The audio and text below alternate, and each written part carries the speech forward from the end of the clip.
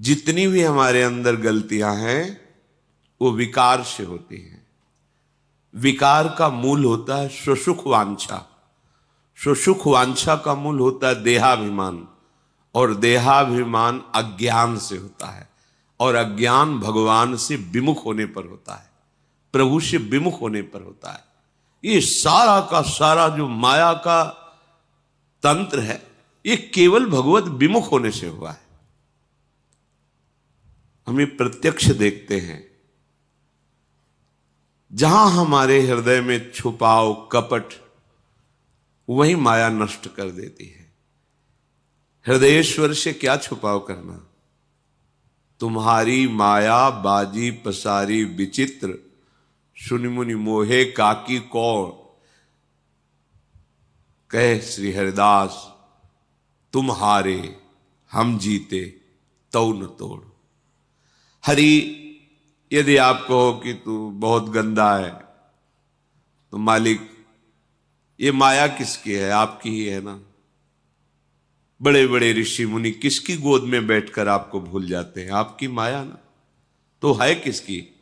तुम्हारी माया बाजी पसारी विचित्र, तो समझ में ही नहीं आती। और आप सदैव हमारा हित करने में लगे हैं, और मैं सदैव आपकी आज्ञा उल्लंघन कर रहा हूं। पर वाह मेरे प्यारे, आप मेरा साथ नहीं छोड़ रहे। यद्यपि आप हार चुके हो मुझे सुधारते सुधारते, मैं बिगाड़ते बिगाड़ते जीत गया हूं, फिर भी आप अपनी कृपा की बाण नहीं छोड़ते। आप हम पर कृपा कर ही रहे। ऐसा तो मेरे प्रभु का स्वभाव है। और आप प्रभु से भी छल कपट दुराव, अरे ये इतने कृपालु हैं, बस जैसे हो वैसे इनके सामने पे बस नहीं मानना। जीव का स्वभाव है ना मानना, इसी से ये दुर्गति हो रही। नहीं, भगवान और गुरुदेव और भगवत प्रेमी महात्मा ये कहने को तीन है। वैसा ही हृदय जैसा भगवान का, वैसे ही भक्तों का हृदय हो जाता है। क्योंकि भगवान कहते साधु हृदयम मह्यम, मैं साधु का हृदय बन जाता हूं।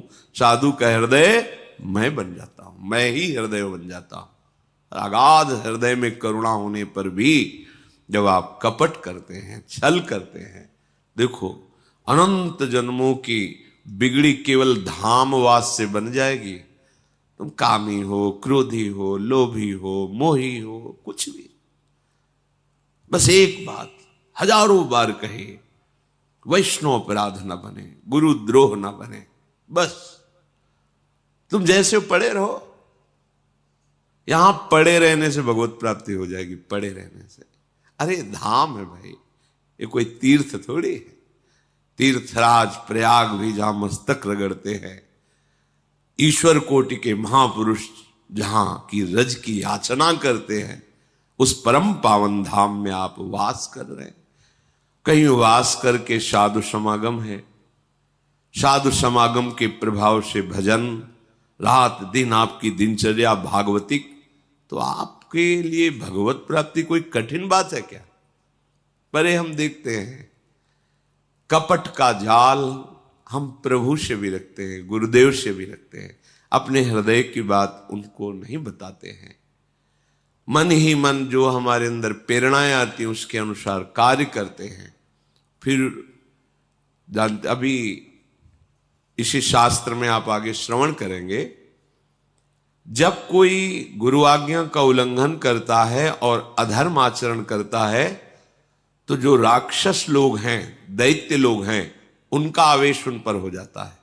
आगे प्रश्न आगे आगे आएगा, जो अभी चरित्र सुनाएंगे उसमें आगे आएगा कि ये भीष्म कैसे मार सकते हैं पांडवों को, कैसे मार सकते हैं पांडवों के पक्ष को। तो दैत्य लोग कहते हैं युधिष्ठिर को, तुम्हें बिल्कुल निश्चिंत रहना चाहिए, हम सब तैयार हैं। ये अमुक भीष्म के हृदय में जाएंगे, ये द्रोणाचार्य के हृदय में जाएंगे, क्योंकि वो अधर्म का पक्ष लें, इसलिए मेरे उनके प्रवेश करने में कोई भय नहीं। अब भीष्म कार्य नहीं करेंगे, मैं कार्य करूंगा उनके शरीर में बैठकर। आश्चर्य हुआ कि हो, ये जो आज्ञाओं का उल्लंघन करते हैं उनकी बुद्धि इतनी भ्रष्ट हो जाती है। उन्हें बताया कि जो अधर्म आचरण करता है मेरे लिए खुला दरवाजा हो जाता है। मैं राक्षस उसके हृदय में बैठकर ऐसे आचरण कराता हूं कि अपनी पार्टी में सम्मिलित कर लेता हूं। बोले तुम्हारी बुद्धि क्यों काम? क्योंकि वो आविष्ट हो चुकी है, असुरों से आविष्ट, आसुर भाव वहां प्रकाशित हो गया है। बार बार कहते हैं केवल बात मान लो, कोई नहीं छू पाएगा। जीते विनायक शुभ अशुभ, विघ्न करे नहीं कोई। पर बात क्या, प्रभु से भी छल, सामने कुछ और चेहरा, पीछे कुछ और चेहरा। बड़ा आश्चर्य है भगवती माया के इस महाबल का कि वो सर्वांतर्यामी प्रभु से भी कपट कर रहा है। रोज सत्संग सुन रहे हो तो हम आपसे प्रार्थना करते हैं, किसी और से कहने की जरूरत नहीं। जैसे हो वैसे के वैसे प्रभु से प्रार्थना करो, उनको अपने हृदय की बात बताओ, उनके सामने रो, गुरुजनों से बात बताओ, रो। वो कहे या ना कहे, ठीक हो जाएगा, अपने आप ठीक हो जाएगा। इनके दरबार की ऐसी महिमा ही है कि वो कहे जाओ ठीक हो जाएगा, ये कहने की जरूरत नहीं, अपने आप ठीक हो जाएगा। पर हम कपट करके उनके पूछने पर भी, उनकी आज्ञा पर भी अपने मन को उत्साहित करके परमार्थ भ्रष्ट आचरणों को करते हैं तो आसुर भाव प्रकट हो जाता है, कुछ समझ में ही नहीं आता। और जब समझ आई तब समझने लायक नहीं रह जाता। इसलिए रोज सत्संग सुनते हो, आप सबसे प्रार्थना है कि आप जो अधर्माचरण करेंगे उसका फल तो न्यून हो सकता है माना, पर इन दैत्यों का, इन असुरों का प्रवेश करने का रास्ता बन जाएगा। ये आसुर भाव, ये राक्षसी भाव तुम्हारे अंदर आकर फिर वो कृत्य कराएगा जो तुम बाद में कहोगे कि मैंने किया ही नहीं, पता नहीं कौन मेरे से करवा लिया। ये शास्त्र के रहस्य की बात बता रहे हैं आपको। इसलिए बहुत सावधान, बहुत कीमती जन्म है। सत्संग में बार बार कहते हैं सावधान हुए तो धाम भी छूट जाएगा, श्री जी के चरणारविंद का आश्रय छूट जाएगा, जीवन निरर्थक हो जाएगा। नहीं मानना। अहंकार इतना बैठा हुआ है कि बस वासना के प्रवाह की तरफ ही बहाए लिए जा रहा है। अरे डूबने वाले को एक तिनके का सहारा बहुत बड़ा होता है, फिर तुम्हें तो लाडली जी का सहारा मिला है, बहुत समुद्र में कैसे डूब सकते हो? गुरुदेव का सहारा मिला, कैसे डूब सकते हो? पर तुमने तो सहारा नहीं, सहारा तो लिया भोगों का, छल का, कपट का सहारा लिया, डूब जाओगे। सत्संग सुनो, उसे आचरण में उतारो और मन से लड़ना सीखो। ये मन से जो तुम हार रहे हो, इसमें तुम्हारी कमी है। तुम इतना दुलार मन को क्यों करते हो? थोड़ा प्यार तो प्रभु से कर लो, प्रभु के नाम से कर लो, प्रभु के जनों से कर लो, प्रभु की बात पर कर लो। अनंत जन्मों से इसी मन का दुलार करते रहे हो, इस जन्म में थोड़ा तो समझ जाओ। पर वो समझना नहीं, अपनी समझ को वासना के हाथ समर्पित कर दिया तो कैसे समझ पाओगे? उपासना के हाथ समर्पित कर दो, अभी ठीक हो जाओगे, अभी समझ जाओगे। कुछ ठीक नहीं होना, बस स्वीकृति बदल देनी। जहां स्वीकृति बदली तुम विजय प्राप्त कर लोगे। न तुम स्त्री हो न पुरुष हो, भगवान के अंश हो, प्रियाजू के निज जन हो। ये कहां स्वीकृति? स्त्री भाव में हुए तो काम क्रोध लोभ ईर्ष्या मुझे, पुरुष भाव में हुए तो इसी भाव की स्वीकृति से तुम्हारे अंदर ये सब दुर्गति वाले लक्षण हैं। भाव को तो बदलो, पर कोई सुनकर समझकर मानकर के बिरला ही चलता है। नहीं, सब मनमानी। हे मनमानी, इसीलिए भगवत प्राप्ति बहुत कठिन कही जाती है, इसीलिए संत समागम का फल मिलना बहुत कठिन हो जाता है, क्योंकि सब अपने मनमानी। अरे थोड़ा तो गुरुमानी बनो, थोड़ा तो शास्त्र आज्ञा का पालन करो। ये जन्म बहुत कीमती। देखो वैसे ही प्रारब्ध कर्म बड़े बड़े संतों को देखो कष्ट दे रहे हैं, तो आप विचार करो जरा, क्या आप सदैव सुखी रहेंगे? क्या आपका सदैव शरीर स्वस्थ रहेगा? क्या आपको सदैव सहयोग मिलेगा सांसारिक व्यक्तियों का? आज तुम्हारा शरीर स्वस्थ है, तुम जवान हो, तो तुम्हारे शरीर को भोगने के लिए तुम्हें मित्र मिल जाएगा। कल जब तुम्हारा शरीर अस्वस्थ होगा और तुम्हारा पाप कर्म बढ़ जाने के कारण सब कुछ क्षीण होगा, तब तुम्हें जिससे मिलना चाहिए उससे मिलने की सामर्थ्य नहीं रह जाएगी। फिर जो दुख मिलेगा तुम झेल नहीं पाओगे। मान जाओ, धर्मयुक्त विषय का सेवन करो, नाम जप करते हुए इतना बल बढ़ाओ कि मन से लड़के उसको परास्त कर दो, तो विजयी हो जाओगे। प्रभु के जनों के हृदय में जो प्रेम है वो तुम्हारा उत्थान कर देगा, वो तुम्हारा मंगल कर देगा। देखो, श्री भगवान स्वयं करुणा करके उपदेश करते हैं, तुम्हें कुछ नहीं करना, केवल मेरा चिंतन करो, मैं सब संभाल लूंगा। अनन्यस चिंतयन्तो माम ये जना परिपासते तेषाम नित्याभियुक्ता नाम योगक्षेमं वहाम्यहम्। क्यों नहीं आप इस बात को समझते? राधा राधा राधा राधा सब संभाल लें, पर नहीं करना। छुप छुप के पापाचरण करना, छुप छुप के गंदी बातों का अंदर विस्तार बढ़ाना, छुप छुप के धर्म विरुद्ध मार्ग चलना, और बाहर से सत्संगी बने रहना, बाहर से भक्त का बाना पहने रहना, ये क्या है? तुम प्रभु को ठगना चाहते हो। विश्वात्मा सर्वज्ञ प्रभु से धोखा नहीं, तुम अपने आप से धोखा कर रहे हो, अपने आप का पतन कर रहे हो। इसलिए सावधान रहिए, बहुत बढ़िया अवसर आ गया है, निकल चलिए। नहीं, भगवान की दुरंत माया बख्शती नहीं किसी को, आप बस इतना समझ लो।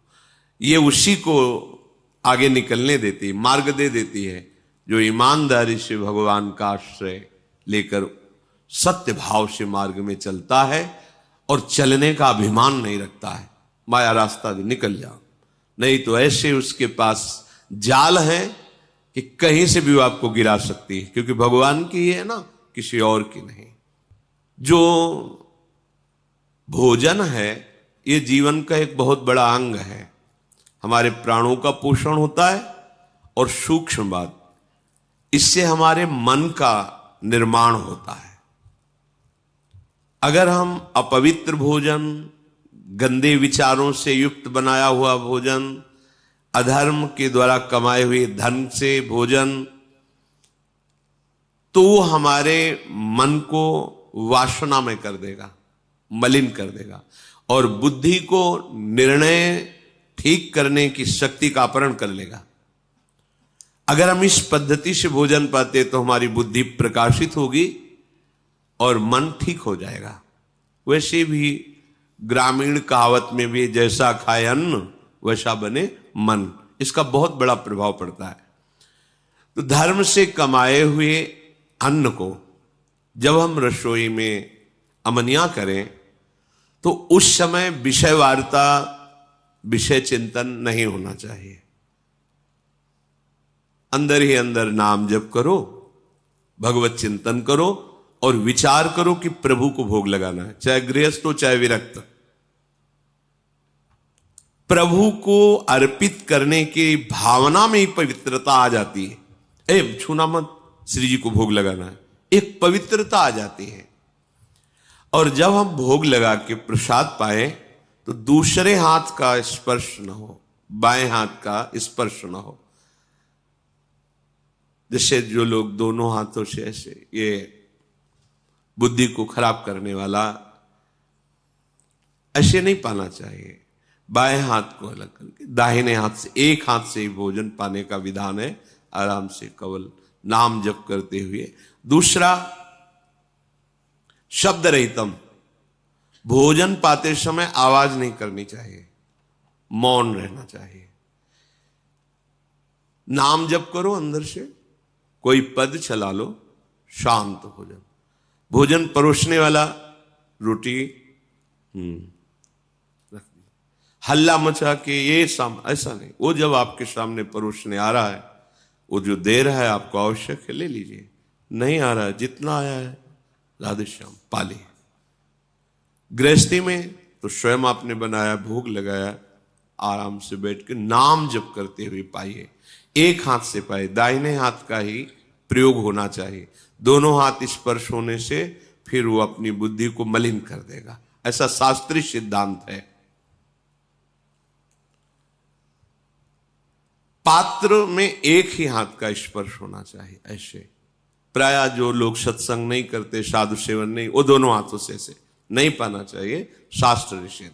तो भोजन भगवत चिंतन करते हुए बनाएं, प्रभु को अर्पित करें, और जब प्रसाद पाए तो मौन रखें। उस समय प्रसाद के समय बोला नहीं जाता, बातचीत ये वो ऐसा नहीं।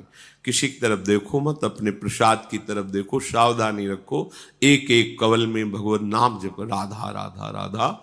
उससे क्या होगा, आगे कह रहे हैं, क्षमस तारणाय वही, अपने को तारने की और दूसरे को भी तारने की बुद्धि उसके अंदर प्रकट हो जाती है। हम लोगों की आज जो बुद्धि मलिन है ना, मनमानी आचरण करने का आदेश कर रही है, उसका कारण यही है। बहुत तरह से हम अपनी बुद्धि को अपवित्र करते रहते हैं। आहार पूरे जीवन का आधार है। भोजन ठीक है तो सब ठीक हो जाएगा। भोजन धर्म युक्त कमाए हुए धन से भगवत चिंतन करते हुए रसोई में अमनिया करके भगवत अर्पित करके प्रसाद स्वरूप मौन धारण करते हुए नाम जप करते हुए प्रसाद को एक हाथ से पाना। इससे क्या होगा, कह रहे हैं सात क्षमस तारणाए वही, वो अपने को भी तारने में समर्थ है और दूसरे को भी तारने में समर्थ हो जाएगा। क्या होगा, उसकी बुद्धि भगवत परायण हो जाएगी। और इसके विपरीत जूता पहने हैं। अब जैसे आप समय देखो कलयुग का, आप जैसे भोजनालय में कहीं, जिन्हें होटल आदि कहते हैं, वहां पाने गए तो आप जूता थोड़ी उतारते हैं, हाथ थोड़ी धोते हैं, कुल्ला थोड़ी करते हैं, पशुवत आचरण। ऐसे ही जूता पहने हुए, ऐसे क्या कैसा बना हुआ है, कोई निर्णय नहीं, तो बुद्धि कहां जा रही है? देखो ना, केवल धर्माचरण की तरफ बुद्धि जा रही। शास्त्र युक्त इंद्रियां शांत, भगवत चिंतन परायण, धर्म युक्त चेष्टाएं, ये सब केवल कहने में रह जाती, जीवन में आचरण में नहीं आ पाती, क्योंकि आहार विहार ही ठीक नहीं है। यही मूल है। बड़े बड़ी पवित्र बुद्धियों को भी आहार दूषित जाने पर भ्रष्ट आचरण हो गया। आहार बहुत बड़ा बल रखता है। जिसने कभी जीवन में मदिरा एक बूंद भी जबान में नहीं रखी, और जिसने कभी किसी की निंदा नहीं की, और जो विधि पूर्वक शास्त्रों का स्वाध्याय करता है और नाम जप करता है, वो पूरे विश्व को तार देगा, अपने आप को भी और पूरे विश्व के तारण करने की सामर्थ्य रखता है। ये साधारण बात नहीं है।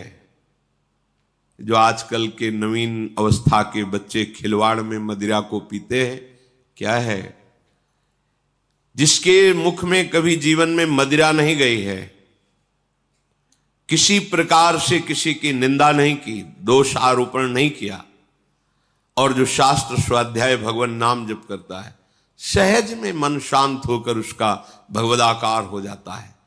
पूरे विश्व तारने की तात्पर्य है कि अगर पूरा विश्व उसकी बात मान ले, उसका आश्रय ले ले, तो उसका कल्याण करने में वो समर्थ है। यह हव्य, यज्ञ और काव्य, श्राद्ध, जितनी भी वस्तुएं हैं, ऐसे भजन करने वाला सबको पाने का अधिकारी है। यदि ऐसे जिसने कभी मदिरा नहीं, कभी मांस नहीं, शास्त्र स्वाध्याय, नाम जप, भगवत परायण, उसको दिया हुआ दान ऐसे सफल होता है जैसे प्रज्वलित अग्नि में दी हुई आहुति। साधु को कभी किसी अस्त्र से किसी पर प्रहार करने की जरूरत नहीं होती। मन्यु प्रहरणा विप्रा न विप्राहा शस्त्र योधिना निहन्युर्मन्युना विप्रा वज्रपाणि दिवासुरान। साधु का अस्त्र है क्षमा। वो किसी लोहे या धातु से बने हुए हथियारों को पास रखकर उनसे प्रहार नहीं करता। जैसे त्रिभुवनपति इंद्र के हाथ में वज्र विराजमान है और जिस पर प्रहार करें अमोघ है, ऐसे साधु का असंतुष्ट हो जाना अपराधी को नष्ट कर देता है। अस्त्र की जरूरत नहीं, मारने की जरूरत नहीं, मुस्कुराने की जरूरत है। ध्यान रखना, अगर कोई साधु नाराज होकर तुम्हारे अपराध पर तुम्हें कटुवचन बोल दे, दंड विधान कर दे, तो जय मनाना, भगवान तुम्हारी जय हो, तुमने निर्मल कर दिया। और अगर वो मौन होकर के निकल जाए तो घबरा जाना, फिर तुम्हें कोई नहीं, वो वज्र जैसे अमोघ, ऐसे यहां कह रहे हैं।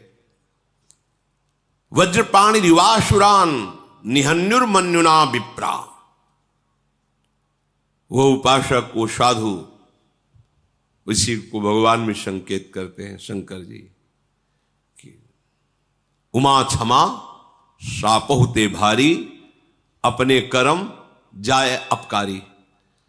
भगवत मार्ग के उपासक को ये गुरुजन कृपा करते हैं, जब हमें दंड देते हैं, जब 3 दिन भोजन नहीं, ऐसा नहीं, चलो या सभा में डांट दिया, फटकार दिया, जो भी दंड विधान, निपट गए। त्रिभुवन में अब कोई तुम्हें उस कर्म का दंड नहीं दे सकता। भारी से भारी अपराध को 2 शब्दों में खत्म कर दिए।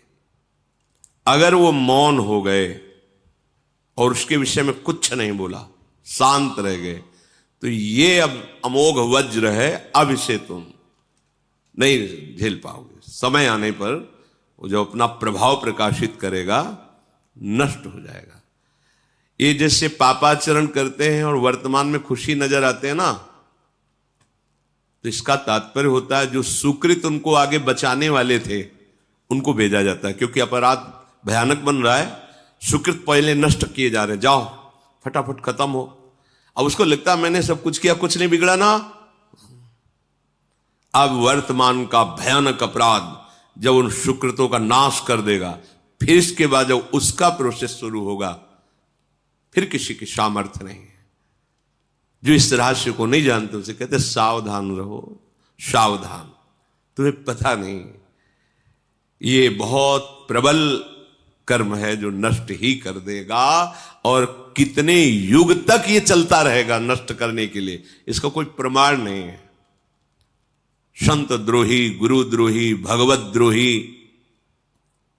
कहीं भी ठौर नहीं, कहते ना इनके नरक में भी ठौर नहीं मिलेगा। तो वास्तविक नरक में भी ठौर का तात्पर्य कि जो नारकी जी दंड भोग रहे हैं वो और दंड देते हैं कि तू तो हमसे भी गिरा हुआ है।